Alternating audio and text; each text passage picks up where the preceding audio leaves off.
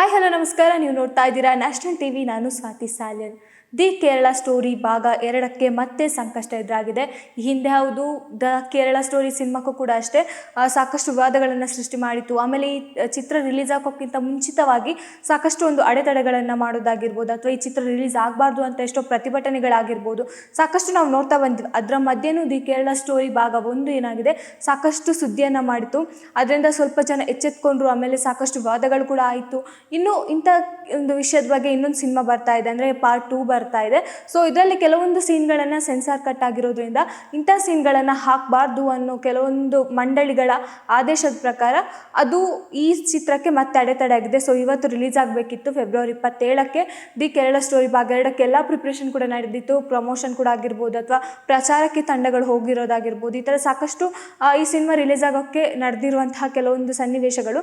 ಹಾಗೆ ಈ cinema release ಆಗದೇ ಇರೋಕ್ಕೆ ಕಾರಣ ಕೂಡ ಇದೆ. ಸೆನ್ಸಾರ್ ಮಂಡಳಿಯಿಂದ ಬಂದಿರುವಂಥ ಸೂಚನೆ ಪ್ರಕಾರ ಕೆಲವೊಂದು ಸೀನ್ಗಳಿಗೆ ಇನ್ನೂ ಕೂಡ ಸೆನ್ಸಾರ್ ಮಂಡಳಿಯವರು ಸರಿಯಾಗಿ ಗಮನಿಸಿಲ್ಲ. ಅಂದರೆ ಒಮ್ಮೆಲೆ ಅದನ್ನು ನೋಡಿ ಅವರು ಏನು ಜಡ್ಜ್ ಮಾಡದೆ ಒಂದು ಅನುಮತಿಯನ್ನು ಕೊಟ್ಟರು ಅನ್ನೋ ಕಾರಣಕ್ಕೋಸ್ಕರ ಮತ್ತೆ 2-3 ಸಲ ಆ ಸಿನಿಮಾವನ್ನು ನೋಡಿ ಮತ್ತೆ ಸೆನ್ಸಾರ್ ಮಂಡಳಿಯವರು ಈ ಚಿತ್ರಕ್ಕೆ ಒಂದು ಪ್ರಮೋಷನ್ ಅಥವಾ ಈ ಚಿತ್ರಕ್ಕೆ ಏನಾದರೂ ಒಂದು ಒಪ್ಪಿಗೆಯನ್ನು ಕೊಡಬೇಕು ಅನ್ನೋದು ಕೆಲವೊಬ್ಬರ ಒಂದು ಮಾತಾಗಿರುತ್ತೆ. ಸೊ ಈ ಚಿತ್ರಕ್ಕೆ ಸಾಕಷ್ಟು ಅಡೆತಡೆಗಳು ಕೂಡ ಬರ್ತಾ ಇದೆ.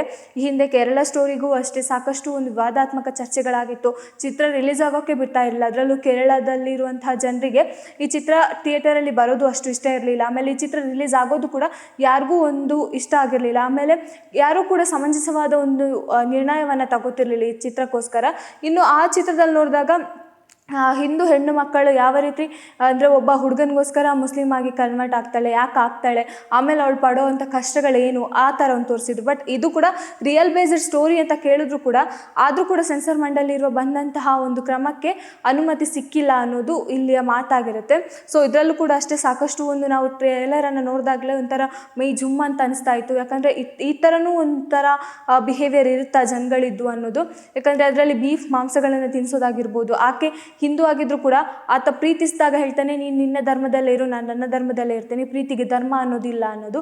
ಆಮೇಲೆ ಆಕೆ ಮದುವೆ ಆದ ಹೋದ್ಮೇಲೆ ಅಲ್ಲಿ ಪಡುವಂಥ ಕಷ್ಟಗಳಾಗಿರ್ಬೋದು, ಅಥವಾ ಅವಳಿಗೆ ಇಷ್ಟ ಬಂದ ರೀತಿ ಅವಳು ನಡ್ಕೊಳ್ಳೋಕ್ಕೆ ಅಲ್ಲಿಯ ಪರ್ಮಿಷನ್ ಸಿಗದೆ ಇರೋದಾಗಿರ್ಬೋದು. ಈ ಥರ ಸೀನ್ಗಳನ್ನು ನಾವು ಇದರಲ್ಲಿ ನೋಡ್ತಾ ಬಂದಿದ್ದೀವಿ. ಅಂದರೆ ಟ್ರೈಲರಲ್ಲಿ ಆ ಥರದ್ದೇ ಅಂತ ಒಂದು ಪಾಯಿಂಟ್ ನಮಗೆ ಸಿಕ್ಕಿದೆ. ಈಗ ಯಾವೊಂದು ಸಿನಿಮಾದ ಟ್ರೈಲರ್ ರಿಲೀಸ್ ಆದರೂ ಕೂಡ ಕೆಲವೊಂದು ಗುಟ್ಟುಗಳನ್ನು ಬಿಟ್ಕೊಡಲ್ಲ, ಈ ಥರನೇ ಇರುತ್ತೆ ಈ ಥರನೇ ಇರುತ್ತೆ ಅಂತ. ಬಟ್ ಇದರಲ್ಲಿ ಎಲ್ಲ ಗೊತ್ತಾಗಿದೆ. ಈ ಸಿನಿಮಾ ಟ್ರೈಲರ್ ನೋಡಿದಾಗಲೇ ಏನಾಗಿರ್ಬೋದು ಸಿನಿಮಾದ ಬಗ್ಗೆ ಎಲ್ಲ ಗೊತ್ತಾಗಿದೆ. ಬಟ್ ಆದರೂ ಕೂಡ ಒಂದು ಕ್ಯೂರಿಯಾಸಿಟಿ ಹುಟ್ಟನ್ನು ಹಾಕಿಸಿದೆ.